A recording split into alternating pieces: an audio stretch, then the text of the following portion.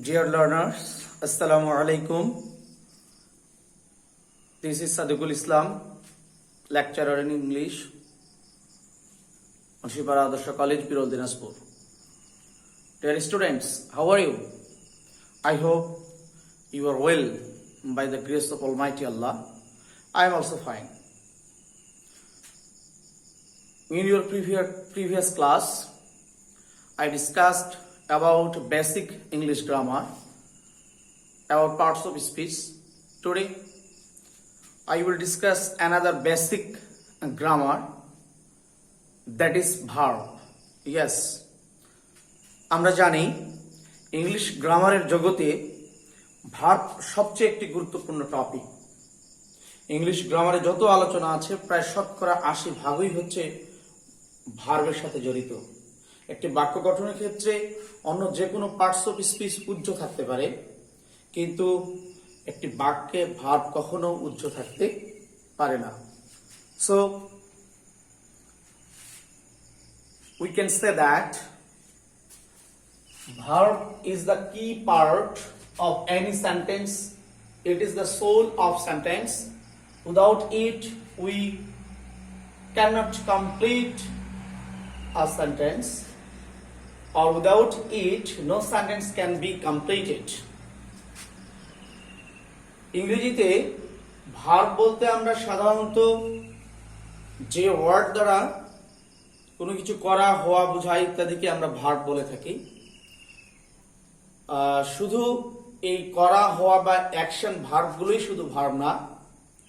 তাই আজকের এই বেসিক ক্লাসে আমরা ডিটেইলস ভার্ব সম্পর্কে, অর্থাৎ ভার্বের সম্পূর্ণ ডিটেইলস রুলস সম্পর্কে আলোচনা করব ইনশাআল্লাহ।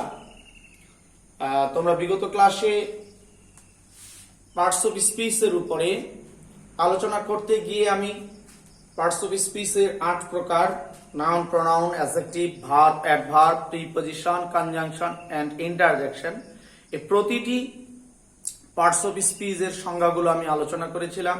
পাশাপাশি আমি নাউনের উপর আলোচনা করেছি। নাউন কি, নাউন কত প্রকার এবং কি কি, প্রত্যেক প্রকারের এক্সাম্পলগুলো আমরা আলোচনা করেছি। তো যাই হোক, আজকের এই সংক্ষিপ্ত ক্লাসে ডিটেইলস ইন ভার্ব, ভার্ব সম্পর্কে আজকে আমরা আলোচনায় এভাবেই শুরু করতে পারি যে ইংরেজিতে ভার্বকে সাধারণত এভাবেই শুরু করা যায়।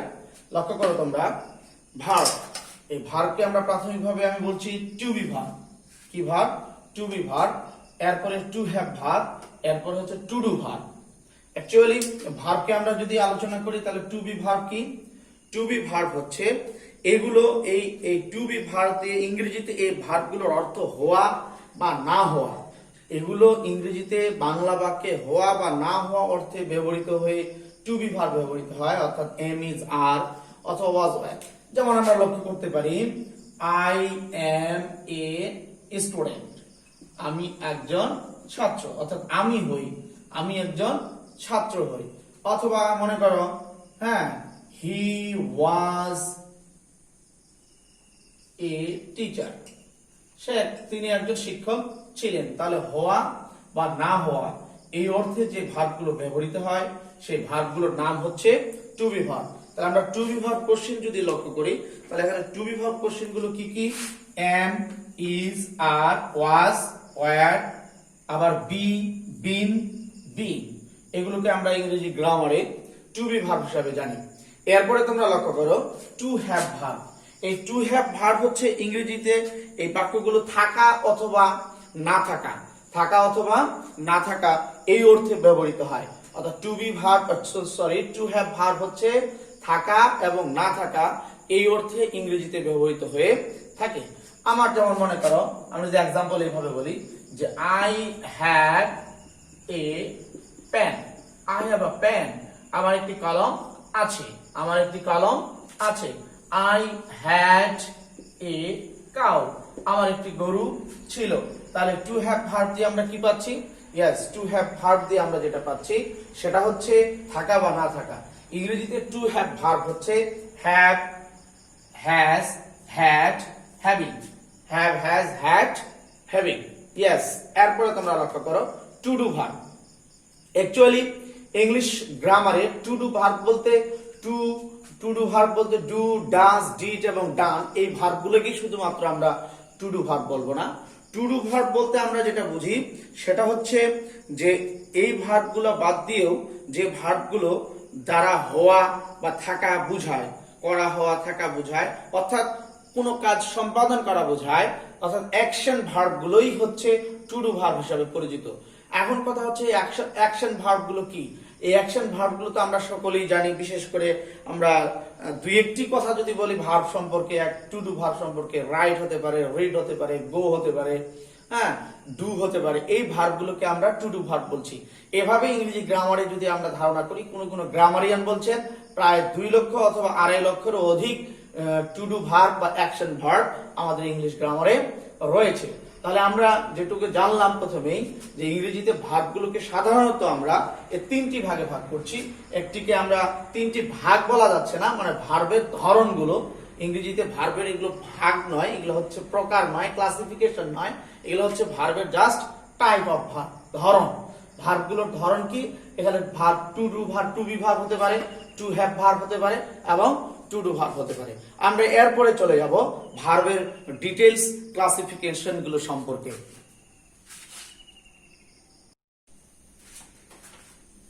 Dear learners, look at the board. Yes, here verb. At first আমরা বলতে পারি ভার্বকে প্রধানত 2 ভাগে ভাগ করা যায়, একটা ফিনিট ভার্ব আর একটা হচ্ছে নন ফিনিট ভার্ব। ফিনিট ভার্ব আর হচ্ছে কি non finite verb. What is finite verb? আমরা যদি একটু খেয়াল করি, আমরা বাংলা ব্যাকরণে ক্রিয়া পড়েছি। হ্যাঁ, ক্রিয়া এখানে আমরা পড়েছিলাম ক্রিয়াকে 2 ভাগে ভাগ করা যায় প্রধানত, একটা সমাপিকা ক্রিয়া আর একটা অসমাপিকা ক্রিয়া। জি, ফিনিট ভার্ব, ফিনিট ভার্ব বলতে আমরা বুঝবো বাংলায় যদি বলি সমাপিকা ক্রিয়া, আর নন ফিনিট ভার্ব বলতে আমরা যেটা বুঝবো সেটা হচ্ছে অসমাপিকা ক্রিয়া। অসমাপিকা ক্রিয়া। একটা জিনিস খেয়াল করো, এখন কিন্তু ইংলিশ গ্রামারে সহজ শর্টকাট ভাবে বুঝার অনেকগুলো কৌশল রয়েছে। যেমন ফিনিট ভার্বের যদি সংজ্ঞায় আমরা বলি, তাহলে এটার সংজ্ঞাটা এরকম হবে যে finite verb expresses a complete sense of a sentence. Finite verb হচ্ছে একটি বাক্যের সম্পূর্ণ অর্থ পুরোপুরি ভাবে প্রকাশ করে। তাহলে ফিনিট ভার্ব হচ্ছে যে ভার্ব দ্বারা আর কোনো প্রশ্ন করার সুযোগ থাকে না, সেটাই হচ্ছে ফিনিট ভার্ব। আর একটু যদি আমরা সহজ ভাবে বলি, তাহলে ফিনিট ভার্বটা হবে টেন্স ও পার্সন অনুযায়ী, টেন্স ও পার্সন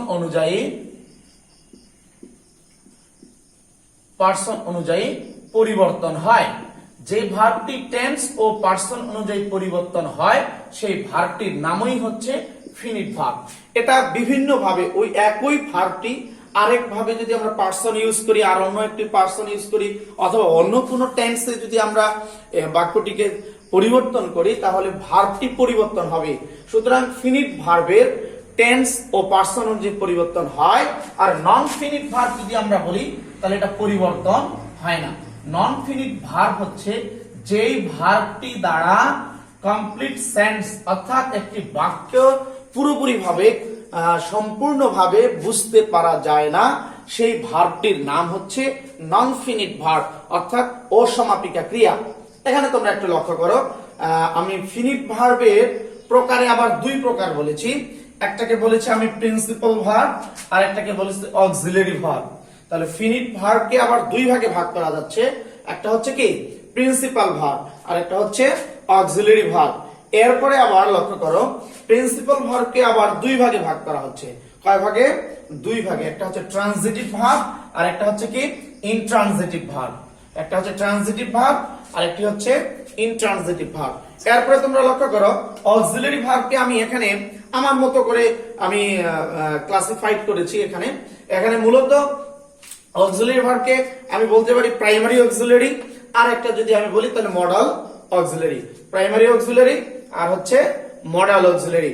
এখন নন ফিনিট ভার্বকে আমি 3টি ক্লাসে ভাগ করেছি। এখানে একটি দেখো টু ইনফিনিটিভ, এরপরে জিরান্ট, এরপরে বলা হচ্ছে পার্টিসিপল। আবার পার্টিসিপলকে আবার 3 ভাগে ভাগ করা যায়, একটা হচ্ছে প্রেজেন্ট পার্টিসিপল, একটা পাস্ট পার্টিসিপল আর একটি হচ্ছে পারফেক্ট পার্টিসিপল। তো ডিয়ার লার্নার্স, আমরা এক এক করে প্রতিটি ভার্ব সম্পর্কে এখন আমরা আলোচনা করব এবং দেখব কোনটি কোন ভার্ব। এর পরবর্তীতে এর পরের নেক্সট ক্লাসে আমি তোমাদের নন ফিনিট ভার্ব এবং নন ফিনিট ভার্ব সম্পর্কে ডিটেলস আলোচনা করব। তবে আজকে শুধু নন ফিনিট ভার্ব সম্পর্কে একটু হালকা কাজ দিব। তার আগে আমরা আজকে প্রথমেই আলোচনা করব ফিনিট ভার্ব সম্পর্কে। জি, আমরা জানলাম ফিনিট ভার্ব কি। ফিনিট ভার্বের প্রথম যে ভার্ব প্রকারটি সেটি বলা হলো কি প্রিন্সিপাল ভার্ব। জি, প্রিন্সিপাল ভার্ব এখন কি? প্রিন্সিপাল ভার্ব হচ্ছে যে ভার্বটি বাক্যের মধ্যে মূল ভার্ব হিসাবে, অর্থাৎ যেটাকে আমরা আবার মেইন ভার্ব বলে থাকি, মেইন ভার্ব হিসাবে ব্যবহৃত হয়, সেই ভার্বটির নাম হচ্ছে প্রিন্সিপাল ভার্ব। ইয়েস, সেই ভার্বটি কি প্রিন্সিপাল ভার্ব।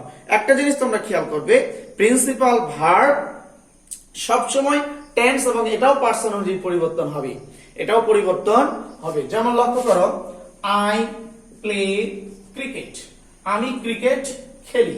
তো এই বাক্যে প্লে, এখানে ক্রিকেট খেলি সরাসরি বলা হচ্ছে এই ভার্বটা দিয়ে, তাহলে কোনো প্রশ্ন করার সুযোগ থাকতেছে না। সেটাকে আমরা কি বললাম? Principal verb. তাহলে আই প্লে ক্রিকেট, আমি ক্রিকেট খেলি, তাহলে এটা প্রিন্সিপাল ভার্ব অর্থাৎ মেইন ভার্ব। প্রিন্সিপাল ভার্ব বা মেইন ভার্ব। এখন লক্ষ্য করো, আমরা যে সংজ্ঞায় বলেছি প্রিন্সিপাল ভার্বটি সাধারণত ফিনিট ভার্ব বলা যাচ্ছে এটাকে, এটা আমরা কোন ভার্ব বলবো? Finite verb. ফিনিট ভার্ব, ফিনিট ভার্বে আমরা জানি যে ফিনিট ভার্বে টেন্স অনুযায়ী পরিবর্তন হয় অথবা পার্সন অনুযায়ী পরিবর্তন হয়। তাহলে লক্ষ্য করো, আমি যদি এখানে পার্সন আই না করে হি করি, তাহলে হি কি করা যাবে? কি করতে হবে? অবশ্যই প্লেস করতে হবে। He plays cricket, say cricket খেলে। সুতরাং ফিনিট ভার্ব। এখানে আরেকটা জিনিস লক্ষ্য করো, যে আমরা যদি এক্সাম্পলটা এইভাবে দেই, ফিনিট ভার্বের যদি আমরা এক্সাম্পল এইভাবে দেই একটা সেন্টেন্স হিসাবে, যে ফিনিট ভার্ব কোনটা, যেমন লক্ষ্য করো, I want to be a teacher. I want to be a teacher. আমি কি হতে চাই? একজন শিক্ষক হতে চাই। তাহলে want, এখানে হতে চাই, এই ওয়ান্টটাকে যদি বলি এটা ফিনিট ভার্ব, এটা হচ্ছে finite verb. R to B এটাকে বলা হবে নন ফিনিট ভার্ব। এটাকে কি বলা হবে? নন ফিনিট ভার্ব। কেননা আমরা যদি এটা মানে পরিবর্তন করতে চাই, যেমন আই ওয়ান্ট এর জায়গায় যদি আই না করে যদি আমরা হি করি, তাহলে he wants to be a teacher, সে কি হতে চায়? শিক্ষক হতে চায়। তাহলে এখানে ওয়ান্টস, এখানে ভার্বটির আমরা কি করতে পারলাম? পার্সন অনুযায়ী পরিবর্তন হয়েছে। কিন্তু একটা জিনিস এখানে লক্ষ্য করো, টু বি ভার্ব, এখানে টু বি যেটা দেওয়া আছে, এই টু বি কোনো পরিবর্তন এখানে আমরা করিনি অথবা করতেও হয় না। সুতরাং এই টু বি এই অংশটাকে আমরা কি বলবো? নন ফিনিট ভার্ব। তাহলে আমরা ফিনিট ভার্বের প্রিন্সিপাল ভার্ব হচ্ছে যে ভার্বটি একটি বাক্যে মূল ভার্ব হিসাবে কাজ করে, সেই ভার্বটির নাম হচ্ছে প্রিন্সিপাল ভার্ব। জি, এরপরে লক্ষ্য করো তোমরা, এই প্রিন্সিপাল ভার্বকে আমি আবার দুইটি ভাগে ভাগ করেছি। প্রিন্সিপাল ভার্বকে কয়টি ভাগে ভাগ করেছি? দুইটি। তার আগে একটু আমরা চলে যাব অক্সিলারি ভার্বে। অক্সিলারি বলতেই আমরা বুঝতেই পারছি, অক্সিলারি মানে কি? জি, সাহায্যকারী ভার্ব, অর্থাৎ যে ভার্বটি প্রিন্সিপাল ভার্ব ছাড়া অকেজ, ওখানে কোনো কাজই নাই তার এবং সম্পূর্ণভাবে তার অর্থ প্রকাশ পাবে না, সেটা অক্সিলারি ভার্ব। আর অক্সিলারি ভার্ব অবশ্যই আমাদের দরকার রয়েছে, কারণ অক্সিলারি ভার্ব অবশ্যই আমাদের প্রত্যেকটি সেন্টেন্সকে তৈরির ক্ষেত্রে মেইন ভার্বের পাশাপাশি আমাদের অক্সিলারি ভার্বের প্রয়োজন হয়। একটা জিনিস তোমরা সবাই খেয়াল করবে, অক্সিলারি ভার্ব সবসময় কার পূর্বে বসে? মেইন ভার্বের পূর্বে বসে। ইয়েস, মেইন ভার্বের পূর্বে যে ভার্বটি আসে সেই ভার্বটিকে আমরা কি বলবো? অক্সিলারি ভার্ব বলবো। যেমন মনে করো, I am playing cricket, I am playing cricket, আমি ক্রিকেট খেলছি। এখানে প্লেটা হচ্ছে আমাদের মেইন ভার্ব আর এম হচ্ছে এখানে অক্সিলারি ভার্ব। তাহলে প্লে মেইন ভার্ব বা প্রিন্সিপাল ভার্ব, প্রিন্সিপাল ভার্বের আগে আমি এম ব্যবহার করেছি, যে এমটাকে বলা হচ্ছে অক্সিলারি ভার্ব। কি বলা হচ্ছে? Auxiliary verb. আর অক্সিলারি ভার্বকে আমি এখানে বলেছি দুই ভাগে ভাগ করা যায়, একটা হচ্ছে প্রাইমারি অক্সিলারি আর একটা হচ্ছে কি মডাল অক্সিলারি। প্রাইমারি অক্সিলারি হচ্ছে কি? প্রাইমারি অক্সিলারি বলতে আমরা সাধারণত কয়েক ধরনের ভার্ব পাওয়া যায়, যেমন to do verb, to do ভার্বকে প্রাইমারি অক্সিলারি ভার্ব বলা হয়। টু হ্যাভ ভার্ব, কি ভার্ব? To have verb. অর্থাৎ আমরা যদি এইভাবে খেয়াল করি, ডু, ডাজ, ডিড এগুলো primary auxiliary, have, has, had এগুলোকে আমরা কি বলবো? Primary auxiliary verb. To do verb, to have verb. তাহলে কি আমরা টু ডু ভার্বে আমরা যেমন সাধারণত পাই ডু, ডাজ এবং ডিড। আর টু বি ভার্ব একটা রয়েছে, কি রয়েছে? To be verb. এটাও হচ্ছে আমাদের কি primary auxiliary. To do verb, to have verb হচ্ছে to be verb. To do verb কোনগুলো? টু ডু ভার্ব তো আমরা স্বাভাবিকভাবে জানি do, does, did. To have, have, has, had. To be verb হচ্ছে এম, ইজ, আর অথবা was, were. আর modal auxiliary verb হচ্ছে can, could, may, might, shall, should, will, would, must, ought to, need, dare. এগুলো হচ্ছে modal auxiliary verb. জি, তাহলে two do verb এবং হচ্ছে modal auxiliary verb. আমরা সাধারণত একটি ইন্টারোগেটিভ সেন্টেন্স তৈরি করতে গেলে অক্সিলারি ভার্ব লাগে। অবশ্যই ইন্টারোগেটিভ সেন্টেন্সে সাবজেক্টের আগে কি হয়?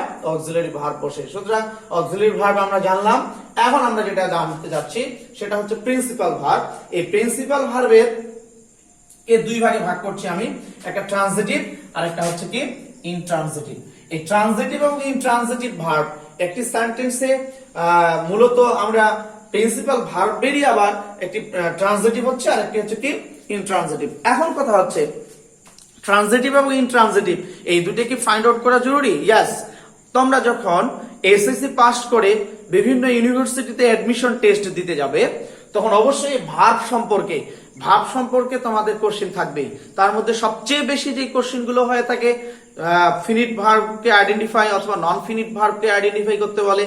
আবার দেখা যাচ্ছে ট্রানজিটিভ কোনটি, ইনট্রানজিটিভ কোনটি, এগুলো আইডেন্টিফাই করতে বলে। যেমন আমরা এখানে নন ফিনিট ভার্বের ধরনগুলো নিয়ে আলোচনা করেছি যে নন ফিনিট ভার্বগুলো কেমন হতে পারে। একটা টু ইনফিনিটিভ, জিরান্ড, পার্টিসিপল। এখানে জিরান্ড এবং পার্টিসিপলের মধ্যে একই রকমের স্ট্রাকচার হয়, কিন্তু জাস্ট বাক্যটির গঠনগত কারণে একটি জিরান্ড আর একটি হয় পার্টিসিপল। আশা করছি আমরা পরের ক্লাসে এই জিরান্ড এবং পার্টিসিপলের মধ্যে what is the difference between gerund and participle এই বিষয় নিয়ে আমরা আলোচনা করব। আজকে শুধু আমি এখন যে বিষয়টা নিয়ে বলতে যাচ্ছি সেটা হচ্ছে ট্রানজিটিভ কি এবং ইনট্রানজিটিভ কি। খেয়াল করবে সবসময় প্রিন্সিপাল ভার্বগুলোই হচ্ছে ট্রানজিটিভ এবং ইনট্রানজিটিভ। তাহলে ট্রানজিটিভ কোনটা এবং ইনট্রানজিটিভ কোনটা এটাকে যদি আমরা ফাইন্ড আউট করতে চাই তাহলে সহজ দুটি কথা মনে রাখবে। ট্রানজিটিভ ভার্বে অবজেক্ট উল্লেখ থাকবে, অবজেক্ট উল্লেখ থাকবে।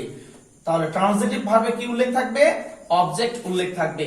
আর ইনট্রানজিটিভ ভার্বটা কি? ইনট্রানজিটিভ ভার্বে অবজেক্ট উল্লেখ থাকবে না। ইনট্রানজিটিভ ভার্বে কি থাকবে না? অবজেক্ট উল্লেখ থাকবে না। তাহলে আমরা এই দুটি কথা যদি মনে রাখতে পারি যে ট্রানজিটিভে অবজেক্ট থাকবে এবং ইনট্রানজিটিভে যে ইনট্রানজিটিভ ভার্ব যেটা হবে সেখানে কোনো অবজেক্ট থাকবে না। এখন একটা জিনিস তোমাদেরকে ক্লিয়ার কনসেপ্ট থাকতে হবে, সেটা হচ্ছে হোয়াট ইজ অবজেক্ট। অবজেক্ট কি? ইয়েস, অবজেক্ট হচ্ছে যে ভার্বকে কি, কাকে, কে এগুলো দিয়ে প্রশ্ন করে উত্তর সহজেই পাওয়া যাবে যে সেন্টেন্সের মধ্যে, সেটাই হচ্ছে অবজেক্ট।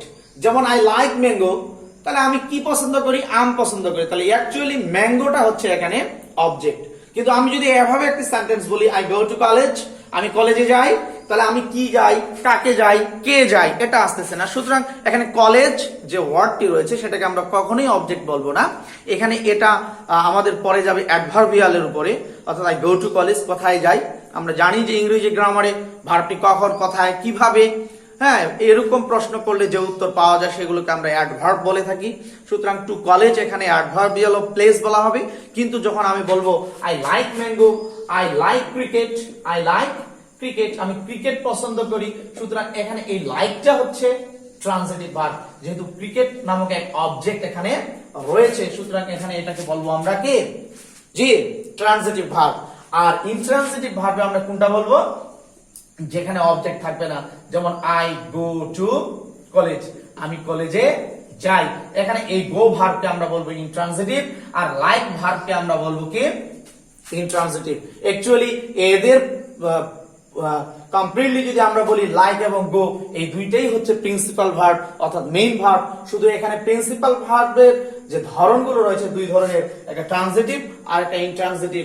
এই ট্রানজিটিভ এবং ইনট্রানজিটিভের কারণে আইডেন্টিফাই করার ক্ষেত্রে আমরা খেয়াল করব যেই সেন্টেন্সে অবজেক্ট উল্লেখ থাকবে সেই সেন্টেন্সের ভার্বটি অবশ্যই ট্রানজিটিভ, আর যে সেন্টেন্সের অবজেক্ট উল্লেখ থাকবে না সেই সেন্টেন্সের ভার্বটিকে আমরা বলবো ইনট্রানজিটিভ। তো ডিয়ার স্টুডেন্টস, তোমরা এরপরে লক্ষ্য করো আমাদের ফিনিট ভার্ব নিয়ে আমরা আলোচনা করলাম, এখন নন ফিনিট ভার্ব নিয়ে একটু আলোচনা করি।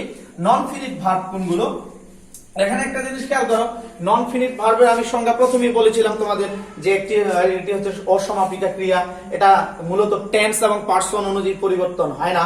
নন ফিনিট ভার্বের ক্ষেত্রে আমি এখানে ক্লাসিফাইড করেছি এভাবে যে নন ফিনিট ভার্ব টু ইনফিনিটিভ হতে পারে, জিরান্ড হতে পারে এবং কি পার্টিসিপল হতে পারে।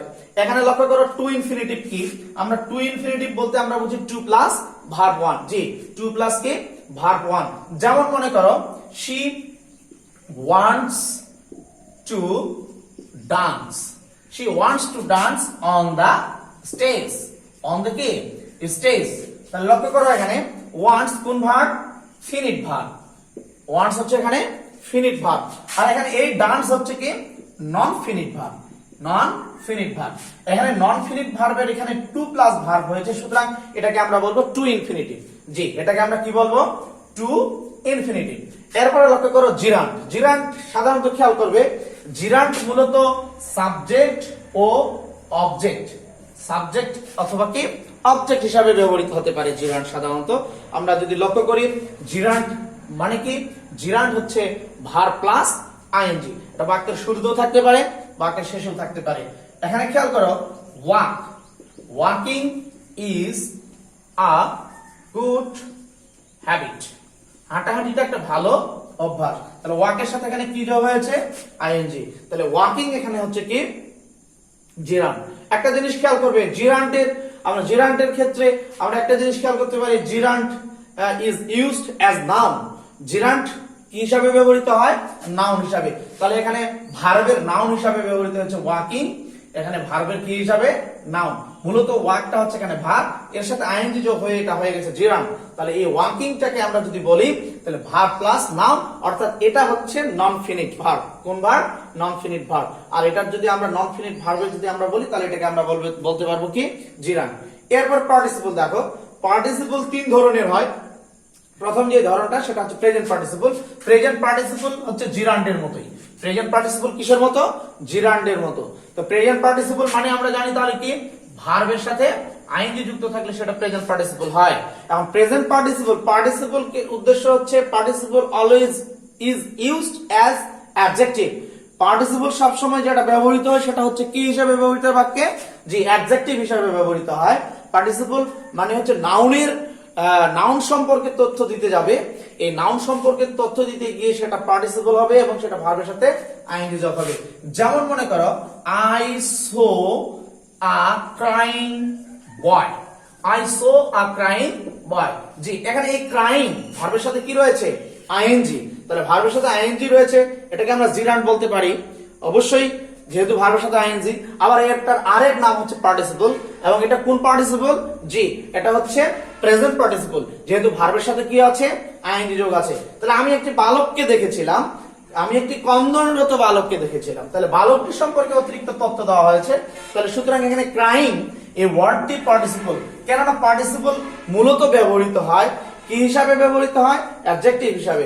লক্ষ্য করো বয় এখানে নাউন, নাউনের আগে যে ওয়ার্ডটি বসে আমরা সাধারণত সেই ওয়ার্ডটিকে অ্যাডজেক্টিভ বলে থাকি। তাহলে ক্রাইং বয়, তাহলে আই সো আ ক্রাইং বয়, এখানে ক্রাইংটা পার্টিসিপল, এবং পার্টিসিপল যেহেতু অ্যাডজেক্টিভ হিসাবে ব্যবহৃত সেহেতু নাউনের আগে বসেছে, সুতরাং এখানে এটা প্রেজেন্ট পার্টিসিপল। এরপরে বলা হচ্ছে কি পাস্ট পার্টিসিপল। আমরা জানি পাস্ট পার্টিসিপল কি, মূল ভার্বের V3 ফর্মটাই হচ্ছে কি পাস্ট পার্টিসিপল। পাস্ট পার্টিসিপলের এক্সাম্পল যদি আমরা এভাবে দেই, যেমন দেখো we should not drink polluted water, we should not drink polluted water. তাহলে লক্ষ্য করো এখানে পলিউটেড V3, এটা কি V3, অবশ্যই এটা পার্টিসিপল। তাহলে এটা কোন পার্টিসিপল, জি পাস্ট পার্টিসিপল। পাস্ট পার্টিসিপল আমরা কিভাবে চিনবো, পার্টিসিপল মানে হচ্ছে কি অ্যাডজেক্টিভের ভূমিকায় থাকবে। তাহলে অ্যাডজেক্টিভের ভূমিকায় আছে যেহেতু ওয়াটারের আগে আছে, তাহলে এখানে পলিউটেড, পলিউটেডটা V3, সুতরাং এটা হচ্ছে পাস্ট পার্টিসিপল। এরপরে কি রয়েছে পারফেক্ট পার্টিসিপল। পারফেক্ট পার্টিসিপল কি, পারফেক্ট পার্টিসিপল হচ্ছে হ্যাভিং এর পর having plus V3, having plus V3, অর্থাৎ পারফেক্ট পার্টিসিপল স্ট্রাকচার হচ্ছে হ্যাভিং প্লাস V3। যেমন লক্ষ্য করো having done the work, having done the work I went to college, I went to college, কাজ শেষে আমি কোথায় গিয়েছিলাম, কলেজে গিয়েছিলাম। তাহলে হ্যাভিং এর পরে কি রয়েছে, V3 রয়েছে, সুতরাং এটাকে আমরা কি বলবো, পারফেক্ট পার্টিসিপল বলবো। তো ডিয়ার স্টুডেন্টস, আজকে আমি ভার্ব সম্পর্কে সাধারণত যেই আলোচনা করলাম সেই আলোচনাগুলোর সাম আপ যদি আমি বলি, তাহলে আমি প্রথমে বলেছি ভার্বকে সাধারণত ভার্ব তিন ধরনের হতে পারে। একটা আমি বলেছি to be verb, to have verb এবং to do verb. To be verb, to have verb এবং টু ডু ভার্ব। এরপরে আমি ভার্বের একেবারে ক্লাসিফিকেশনে চলে গিয়েছি। এখানে আমি আলোচনা করেছি ভার্বকে প্রধানত দুই ভাগে ভাগ করা যায়, একটি ফিনিট ভার্ব আর একটি হচ্ছে কি নন ফিনিট ভার্ব। ফিনিট ভার্বকে আমরা সাধারণত আবার এখানে দুই ভাগে ভাগ করেছি, একটি হচ্ছে প্রিন্সিপাল ভার্ব অর্থাৎ মেইন ভার্ব, আর একটি হচ্ছে অক্সিলারি ভার্ব, যেটাকে আবার আমরা হেল্পিং ভার্ব হিসাবেও জানি। তাহলে প্রিন্সিপাল ভার্বকে আমি বলেছি আবার দুই প্রকার, একটি ট্রানজিটিভ ভার্ব আর একটি হচ্ছে কি ইনট্রানজিটিভ ভার্ব। এরপরে আমি নন ফিনিট ভার্বে আমার অক্সিলারি ভার্বকে আমি আবার বলেছি যে এটা দুই ধরনের অক্সিলারি ভার্ব আমরা ইংরেজি গ্রামারে দেখতে পাই, একটি হচ্ছে প্রাইমারি অক্সিলারি আর একটি হচ্ছে মডাল অক্সিলারি। এরপরে নন ফিনিট ভার্বে আমি বলেছি যে নন ফিনিট ভার্ব মূলত টু ইনফিনিটিভ, জিরান্ড এবং পার্টিসিপল। তো ডিয়ার স্টুডেন্টস, আজকে ভার্ব সম্পর্কে আমরা এই ক্লাসটি এই পর্যন্ত আমি শেষ করতে যাচ্ছি। এর পরবর্তী ক্লাসে আমি আলোচনা করব ফিনিট এবং নন ফিনিটের, বিশেষ করে নন ফিনিট ভার্বের মধ্যে জিরান্ড, পার্টিসিপল, এগুলোর মধ্যে ডিফারেন্স গুলো কি কি সেগুলো নিয়ে আলোচনা করব। পাশাপাশি আরো কিছু ভার্ব রয়েছে যে ভার্বগুলো যেমন লিঙ্কিং ভার্ব, ফ্যাক্টেটিভ ভার্ব, হ্যাঁ, এই ভার্বগুলো নিয়ে আমি পরের ক্লাসে আলোচনা করব। সে পর্যন্ত তোমরা ভালো থাকো, সুস্থ থাকো, স্বাস্থ্যবিধি মেনে চলো, এবং বিশেষ করে তোমরা যারা নিউ ফার্স্ট ইয়ারের স্টুডেন্ট তোমরা অবশ্যই একটা জিনিস খেয়াল করবে যে তোমাদের কিন্তু পরীক্ষা, তোমাদের ক্লাস শুরু হয়েই পরীক্ষাগুলো সবগুলো কিন্তু সঠিক সময়ে হওয়ার সম্ভাবনা বেশি রয়েছে। সুতরাং তোমরা সময় নষ্ট করবে না, তোমরা বিশেষ করে বই কিনে নাও তাড়াতাড়ি।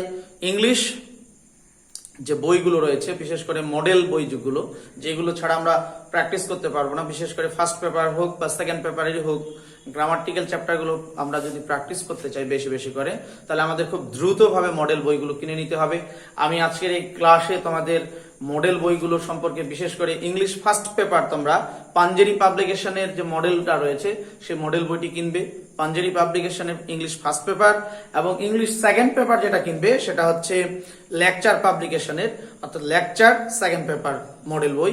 তাহলে এই দুইটি বই তোমরা খুব তাড়াতাড়ি কিনে নাও, লাইব্রেরিতে বইগুলো পাওয়া যাচ্ছে, যাতে করে তোমাদের প্রিপারেশনের কোনো ঘাটতি না হয়। আমি পরবর্তী এই বেসিক ক্লাসগুলোর পরেই আমাদের ফার্স্ট পেপার এবং সেকেন্ড পেপারের মূল যে আলোচনাগুলো রয়েছে সিলেবাসের, সেই সিলেবাসগুলো নিয়ে আলোচনা করব।